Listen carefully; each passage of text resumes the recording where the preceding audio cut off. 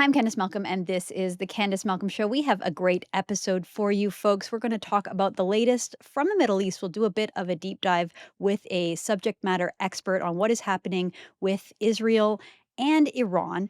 And we're going to talk about some of the unfortunate Canadian elements. We always try to pull out the Canadian elements and talk about, how is it relevant to Canada? For me personally, I'm not a fan of war. I don't want to see Canadians or Americans for that matter put into a foreign situation in a foreign war unless it's absolutely necessary. So I'm more cautious about that. But there are some people that take this anti war rhetoric and mentality way too far, and they end up supporting the most evil, awful people on planet Earth. So we're going to talk a little bit about that. But first, I want to just do a quick run through of the G7 and have some final thoughts there. I'm very pleased to introduce our guest today, one of our favorite guests here at the Candice Malcolm Show. I'm talking about David Knight Legg. David is a former principal advisor to the Premier of Alberta. He now advises firms on energy and finance all over the world. So, David, thank you for joining the show. It's great to have you. Great to be here. Let's talk about the G7 because it's sort of, there's a lot of excitement heading into it. I think that Prime Minister Mark Carney has been looking forward to this for a very long time. And President Trump sort of came, made a spectacle of it, and left very quickly to go deal with the more pressing matters going on in the world, which we'll get to in a minute. And I just want to throw to some of the journalists' reactions because they reacted just exactly as you would expect. So here is Andrew Coyne writing in the Globe and Mail saying, the G7 is dead. It's time to move on to the G6. So you can assume where that one's going. Basically saying that it's time to kick the Americans and Donald Trump out of our club. Next, we have John Ivison over at the National Post, who's usually kind of reasonable and sensible. But he likewise said Trump came to Alberta to bury the G7, not to praise it. He says that the G7 was founded to promote free trade, multilateralism, cooperation, and its predominant member doesn't advocate for any of those things anymore. It kind of gets to the same conclusion. I would disagree. Donald Trump is quite the character and he's quite unusual compared to other world leaders, but I think he still has those same principles in mind, right? He actually does want free trade. He just wants fair trade, right? And you're seeing right now how he is interested in promoting an order that doesn't have America at the center, which implies that yes, you need multilateralism. So I disagree with these takes, but I'm wondering what you made of the G7, David, and what you think of some of these responses from the legacy media. I think I think Canada has a problem right now, to be honest, and it is that our cultural insecurity as a nation is so transparent at the moment. We're deeply connected to the Chinese Communist Party in that they have candidates running for the Liberal Party that are actually, known to be connected, and yet we developed an anti-American instinct with this elbows up approach to how we'd run the election. And now it's embarrassing to see the prime minister so obviously cravenly kissing up to the US president in ways that were overt. I just put a post on it on Twitter last night. It's already got 65, 70,000 views, which is unusual for me for posts. I think it speaks to how people feel.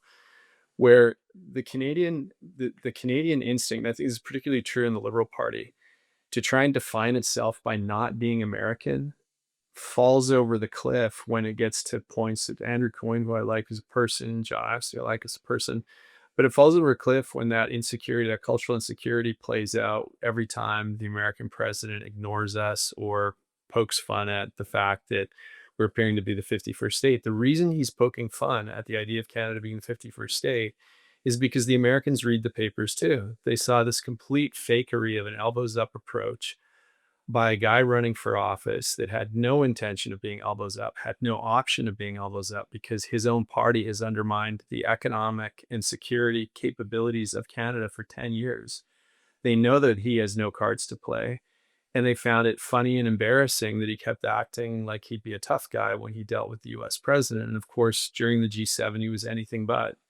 And previous to the G7, he's been anything but. So I think Canada's got to get some economic and security realism, and that realism is now starting to come from the premiers. Premier Ford yesterday made a point of saying this soft on crime bail policy is enough. He's going to personally do a fundraiser for the guy who shot his gun in the air to scare away mass robbers that were trying to steal his car and potentially break into his house with his wife and kids there.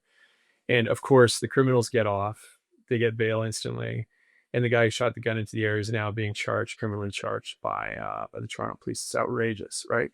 So you got premiers stepping up and saying the cultural decline of Canada is so overt now that they're taking a stand against it, even though it's not in their remit. You've got Danielle Smith, Premier of Alberta, standing up and saying, you've got to get on with removing the reckless regulations that have prevented Canada from being a nation, being able to stand up for itself. She was doing great work on the diplomacy side in a way that was dignified, unlike the sort of unctuous, craven desperation that seemed to come from the prime minister of the G7. And she was being mocked for it and called a traitor by some quarters, including guys like Andrew Coyne.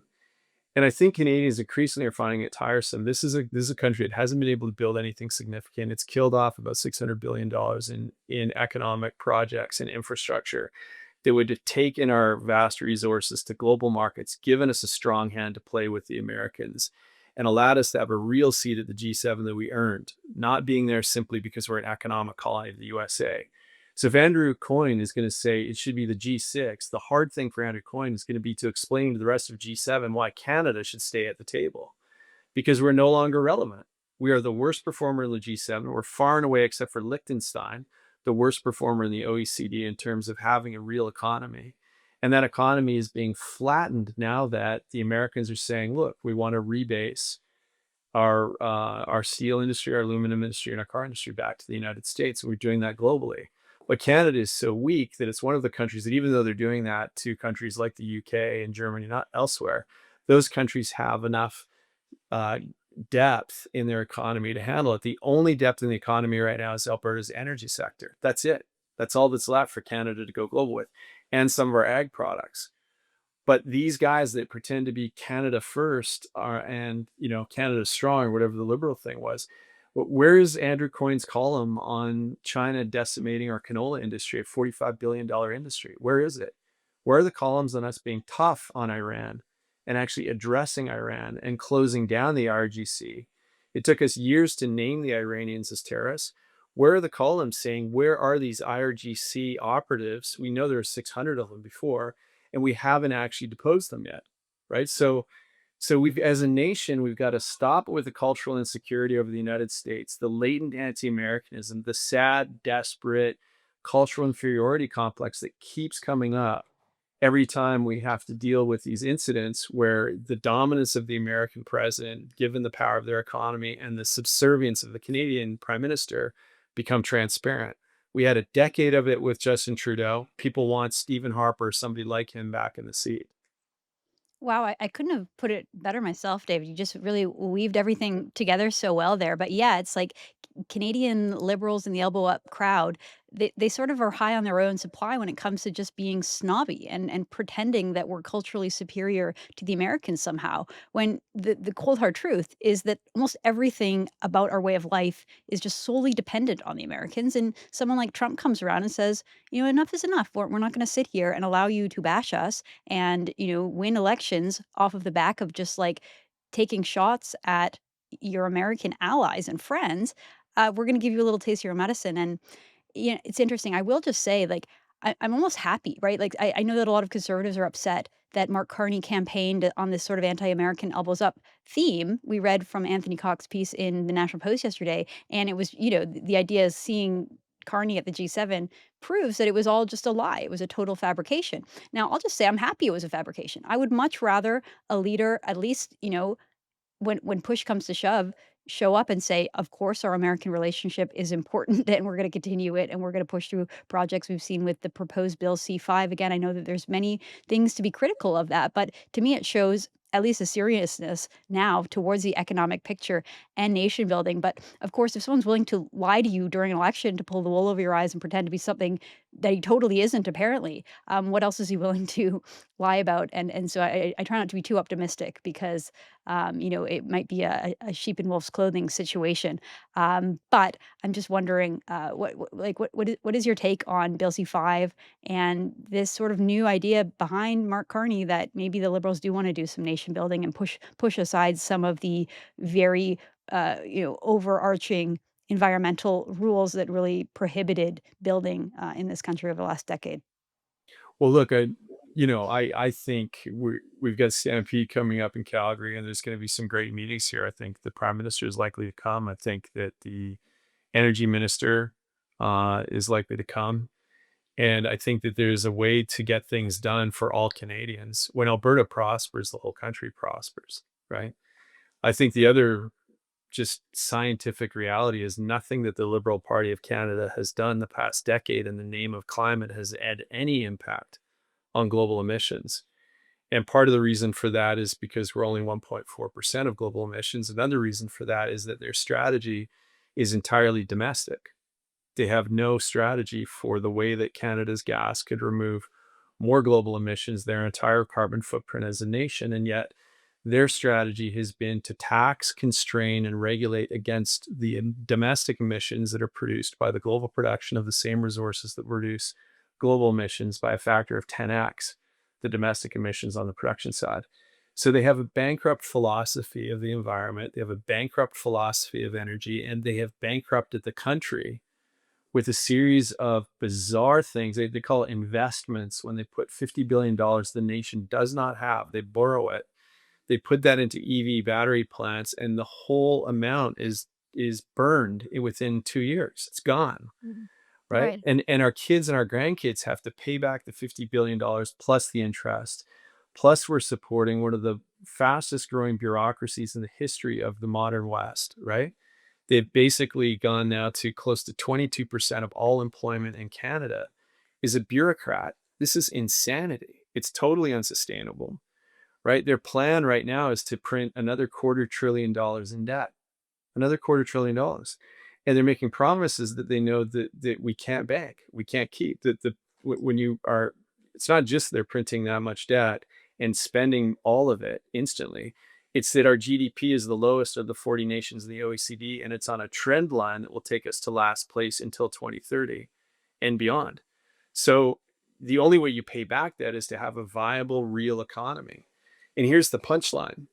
In Canada today, Alberta had more private sector employment all of last year than the rest of the country combined. No one's even close, right? One province with 14.5% of the population of the nation had more private sector employment than everyone else in the country combined, right? Highest net income, youngest demographics, highest population growth, smartest working age population. Now, by a fact, it didn't used to be this way, right? This is happening very fast. Alberta, under conservative policies and conservative approaches, not perfect, but under conservative policies and approaches, is drawing in global investment capital. It's drawing in, like, we're establishing data centers. We've got billion-dollar deals going on. The Invest Alberta Corporation, which I founded under the Premier's office and has now been running for 4 years under a great leader, Rick Kirschantz, is now clocked $27 billion in incoming investment and over 30,000 jobs in the province, right? Alberta is taking off, and it's being constrained only and primarily by a subset of green alarmists in Ottawa that don't actually have a plan. And the Americans see all of this. Like, the Americans weren't blind to what we did, what took place in our election. They watched it all. They thought it was funny. Elbows up is a joke in the United States. It's a joke in DC. They think it's Mhm. funny. They think it's culturally insecure and kind of sad. They don't see it Mhm. as a serious nation speaking about serious things in a serious way. And Well, the because it problem, isn't, right? It's just totally reactionary, and it's hollow, it doesn't mean anything, as we've learned. well, this is the problem, I think, with when you get too domestic politically, and this is the problem I think Andrew has in some of the things he's been writing. He thinks that Trump is a cartoonish figure who should be treated with contempt. Okay, it's a perspective.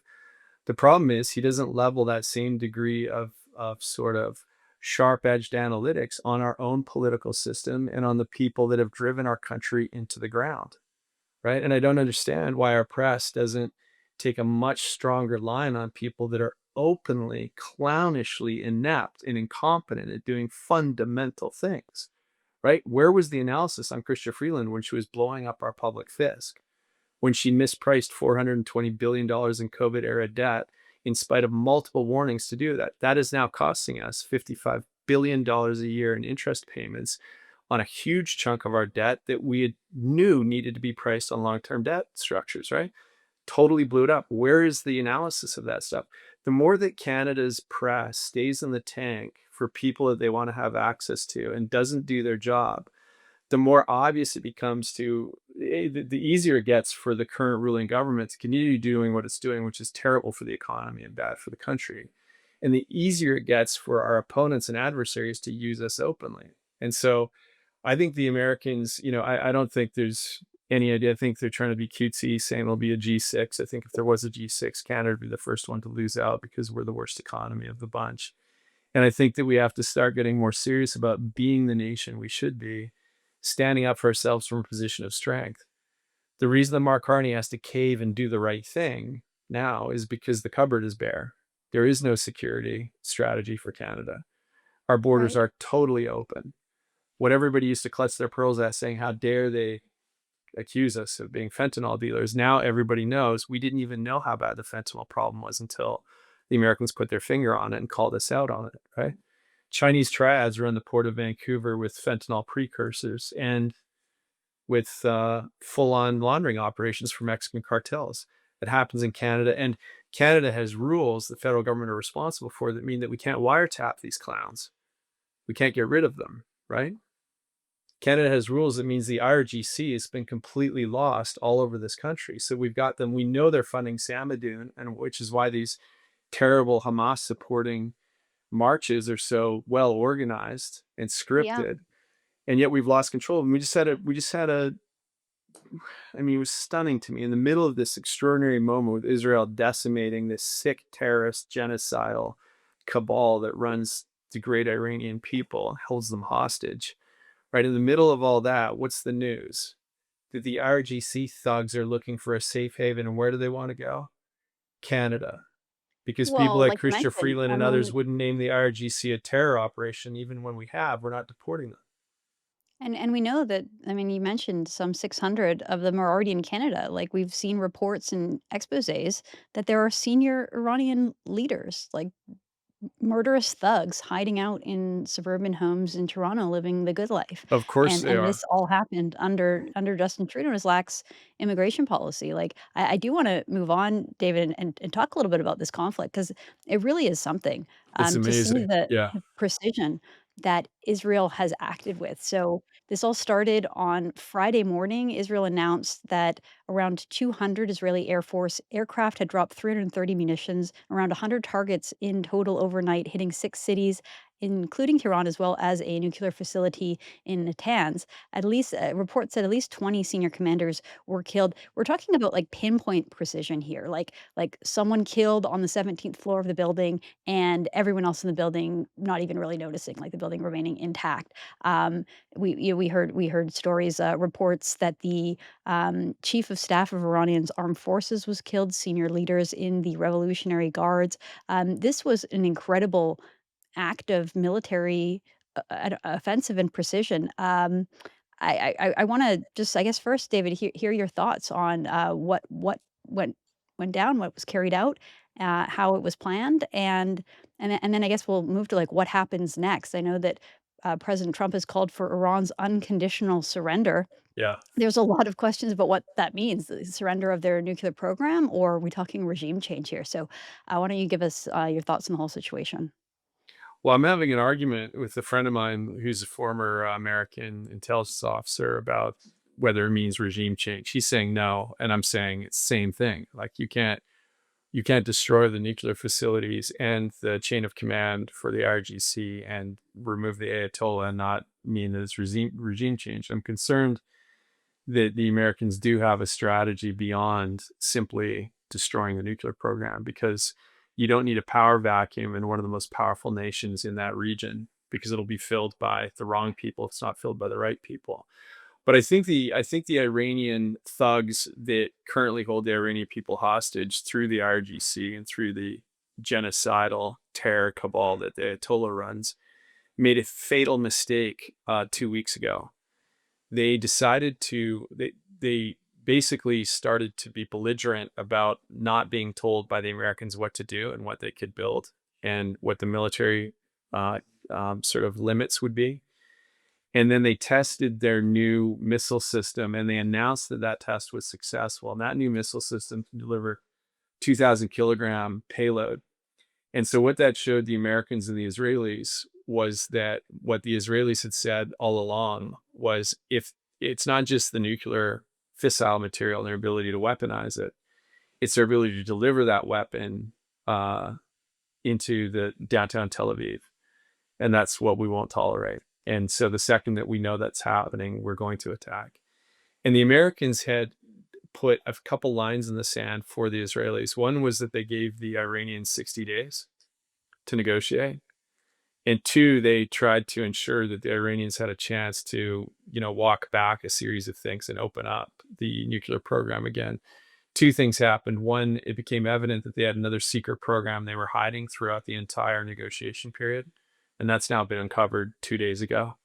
Second thing is they tested this missile and its ability to deliver a 2000K payload, which meant that, and the third thing they did was the guy, rest in peace, that made this point 4 days ago and is now dead, uh, was the commanding officer of the military, is basically the Minister of Defense for the IRGC.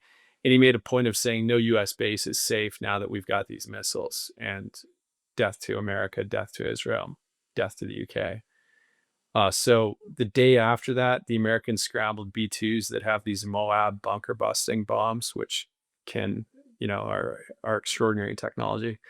The Israelis got the green light and began what they'd clearly been preparing for the last 5 years. Similar to the pager attack, which took 5 years just to set up the Swiss accounts and the other accounts that were all part of the supply chain that took the Taiwanese Gold Star pagers and then, reconfigured them with the plastic explosives, put them through a holding company, sold them by contract into Hezbollah, made Hezbollah pay for their own pagers, right? The Israelis have been working on taking apart and dissecting the Iranian nuclear program and destroying the Iranian chain of command. Um, Canada should be celebrating. The extraordinary thing is that the sadistic thug that shot down that plane with 55 Canadians on it was assassinated in the first couple hours. Where was Anita Anand on that, right? All I heard from our federal politicians was they worried about escalation. This is not escalation. This is the total destruction of the Iranian IRGC thuggery that killed 55 Canadians. But At least, I mean, somehow when that Israel was just does it, in one attack, they killed 1 Canadians. I mean, the true horror that happens in Iran, and I'm someone who's, been following the Iranian situation, my entire career, basically. I mean, just the absolute sadistic way that this government is run, the way that, they put children on death row in Iran, right? Like yeah, we're talking about next level, uh, types of tyranny here. And, like, every person who cares about human rights in the world should be celebrating right now. And it's amazing what Israel has managed to do. I mean, we're reading about, the technology, like, they had drones being launched from inside Iran. So, yeah, you're talking about the pager attack that took 5 years in making. Who knows how long they've been laying the groundwork, to launch this sorts of attack. But you're right, David, and sorry to cut you off, but I mean, from a Canadian perspective, right? Just the sheer number of Iranians who have fled and live in Canada, right? The diaspora community here, and looking and talking to people from that community who are actually celebrating and happy right now, and hopeful that maybe it means that they'll have a future where they can possibly go back and visit their country, or at least, that their relatives may be safe. Obviously, we're concerned right now about escalation and what this will turn into. And I'm wondering your thoughts on Trump's comments about, unconditional surrender, whether you do think that regime change is going to happen. I mean, maybe it's already happening. You wipe out an entire leadership class of the military. It's like, well, who's running things at this point? It is quite interesting. And then I want to bring it back as well, because what we have seen of Canada so far is just truly embarrassing, right? I'm talking about CUPE Ontario sponsoring a quote "hands off Iran" rally, outside the U.S. consulate this Sunday. So the Ontario chapter of the Canadian Union of Public Employees is sponsoring a demonstration outside the American consulate to protest support of Israel amid the ongoing effort to destroy Iran's nuclear facilities. The poster Sunday's event reads "Hands off Iran" in all caps and lists nearly a dozen sponsoring organizations. including some organizations that were supportive of the October 7th Hamas attack on Israel. The poster was published on Instagram by the Palestinian Youth Movement, and then they sort of later had to, like, kind of clarify that, yes, they're going to this war, rally is really an anti-war rally, and the earlier poster circulated was unapproved or whatever, but, I mean, still, the idea that you'd have Canadian unions saying, "Hands off Iran," as if, like, somehow Iran is our ally and that we care about the lives of the ruthless dictators who murder their own people and have murdered countless Canadians over the years. Like, I think these people may have lost the plot here. What do you think? Yeah, 100%. I mean, look, to your point, there are 9 million Iranians living outside Iran right now, and almost all of them are part of the most successful diaspora there is. You know, they're extraordinarily successful people. They're desperate to see their country back to a point of freedom. The Iranian Revolution happened in 79 after hard left Marxists, communists got together with hard Stone Age Islamist Wahhabists. You can't make it up. And they did Yeah, that on the university campuses, which is why the oddness of when you hear about what took place was like university students stormed the US embassy. Those were not university students, right? Those were hard left activists motivated by a deep and unusual Islamic socialism that ended up taking hold in Libya as well. And that's part of what we're up against. So oddly, when you see these other hard left groups overseas take the side of a blood-soaked terrorist, genocidal, stone-aged Islamist cabal, and you say, what does a weirdo like Fred Hahn, who's all about trans rights, doing in bed with and supporting and taking hostage a Canadian public union employee's budget to fund something as sickening as support for one of the world's worst genocidal regimes? What's going on? Well, it's got deep roots. It's and the deep roots, very oddly, are a connection between the very hard left socialist communists in Iran back in the day when it was free and you could have those viewpoints, right? And the Stone Age Wahhabist Islamist terrorists. And they got together because they realized that the Shah had complete control and they were able to basically make it all about egalitarianism, and which the Islamists were happy to sort of like get along and go along with guys like Fred Hahn until they weren't useful anymore. And now guys like Fred Hahn would be the first one shot dead in Tehran. So the irony of all that doesn't dispel the obvious sick and grotesque abuse of the funds of union employees by this clown car act, Fred Hahn, who can't seem to find anything disgusting enough to support openly with other people's money that he's actually supporting Iran right now. And we have a federal government that allows clowns like this to get away with it. He should be called out and forced to totally. account for this abusive use of the money of his union members. My grandfather was a union steward back in the day in England and was a very tough guy, and he was part of the Morris cars in Oxford. And back in the day, unions used to stand for something, but primarily what they stood for was taking care of the families of their members, taking care of their members, making sure there were fair contracts, making sure what was fair was understood. This public sector union situation in Canada has become filled with arrogant people that want to work from home, that aren't funded by actual tax dollars, they're funded by debt. And it's got to be cut back. And it's got to start with they have so much money and time on their hands that they're able to allow themselves to use other people's money for pet projects like this sick, disgusting, supportive Well, terrorism.